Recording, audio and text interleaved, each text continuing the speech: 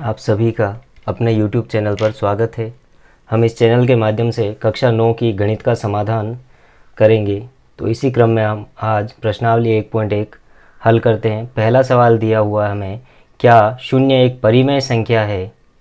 क्या इसे आप p बटा q के रूप में लिख सकते हैं, जहां p और q पूर्णांक है और q is not equal to 0, अर्थात q का मान 0 नहीं है। तो हम इसे हल करेंगे। हम लिखेंगे क्या शून्य एक परिमेय संख्या है, तो हम लिखेंगे हाँ, शून्य एक परिमेय संख्या है।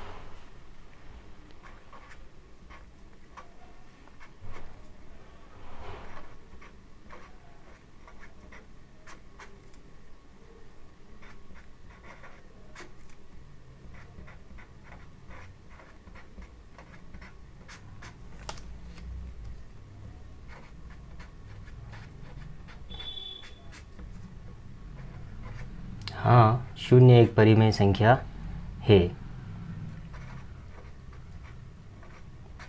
इसे p बटा q के रूप में लिख सकते हैं।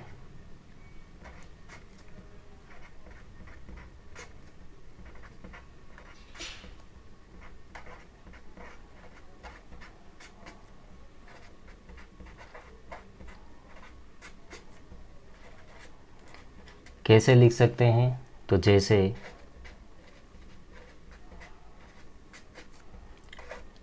0/1, 0/2, 0/3 आदि।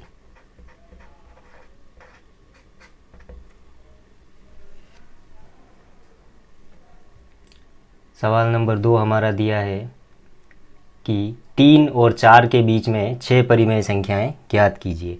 तो हम इसे दो तरीके से ज्ञात कर सकते हैं। हम पहला तरीका देखें। हमें कितनी परिमेय संख्याएं ज्ञात करनी है? 6। 6 परिमेय संख्याएं ज्ञात करने के लिए 6 परिमेय संख्या ज्ञात करने के लिए हर का मान 7 होना चाहिए। हर 7 होना चाहिए। तो हम दोनों संख्याओं के हर को 7 बनाए तो हम लिखेंगे 3 बराबर 3 गुणा 7/7, अर्थात हमारा कितना हो गया? 21/7। और 4 के लिए हम लिखेंगे 4 बराबर 4 गुणा 7/7, अर्थात हमारे पास हो गया 28/7।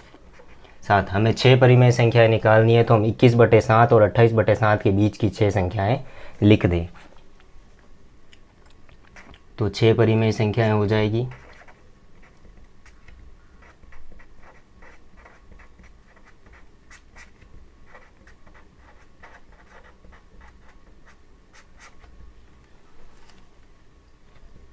22/7,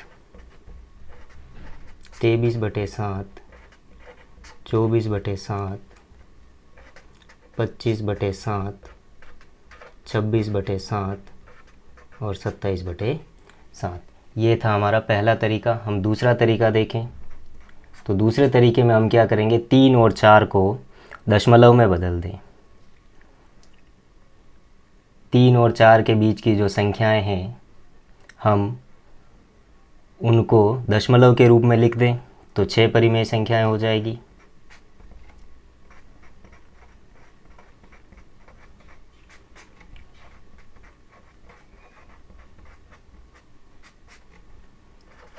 तीन 3.1, 3.2, 3.3, 3.4, 3.5 और 3.6। तीसरा सवाल हमें दिया है 3/5 और 4/5 के बीच 5 परिमेय संख्याएं ज्ञात कीजिए। तो हम इनको दशमलव के रूप में लिख दें। 3/5 अर्थात 3 में 5 का भाग देंगे तो हमें मिलेगा 0.6, और 4/5 अर्थात 4 में 5 का भाग दे तो हमें मिलेगा 0.8। तो हम देखें 0.6 और 0.8 के बीच की जो भी संख्याएं हैं वो इनके मध्य की परिमेय संख्याएं हो जाएगी। तो हम लिखें अतः 5 परिमेय संख्याएं हमारे पास हो जाएगी 0.61, 0.62, 0.63, 0.64 और 0.65। अगला सवाल हम देखें। सवाल नंबर 4 हमें दिया है, नीचे दिए गए कथन सत्य है या असत्य, कारण के साथ अपने उत्तर दीजिए। जिसमें पहला लिखा है प्रत्येक प्राकृत संख्या एक पूर्ण संख्या होती है। तो हम कहेंगे ये सत्य है, क्योंकि प्राकृत संख्या का प्रारंभ 1 से होता है और पूर्ण संख्या का प्रारंभ 0 से होता है। अर्थात हम लिखेंगे सत्य है। कारण देंगे तो लिखेंगे क्योंकि प्राकृत संख्या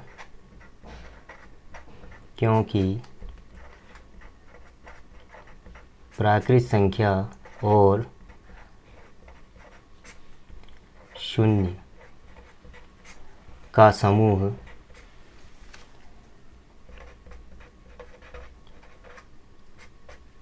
या उसे हम कह सकते हैं संग्रह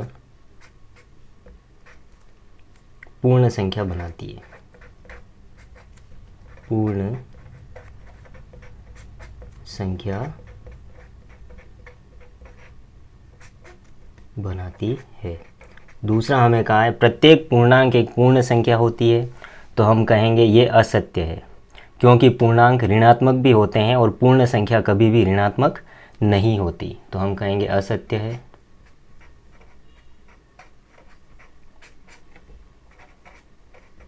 असत्य है क्योंकि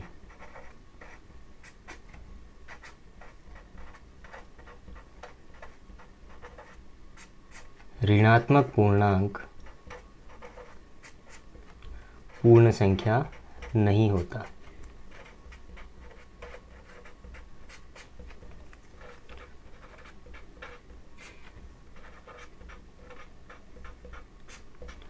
तीसरा कथन हमें दिया है प्रत्येक परिमेय संख्या एक पूर्ण संख्या होती है।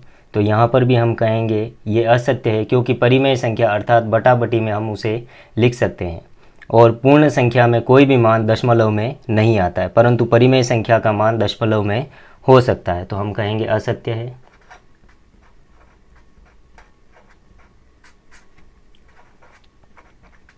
क्योंकि परिमेय संख्या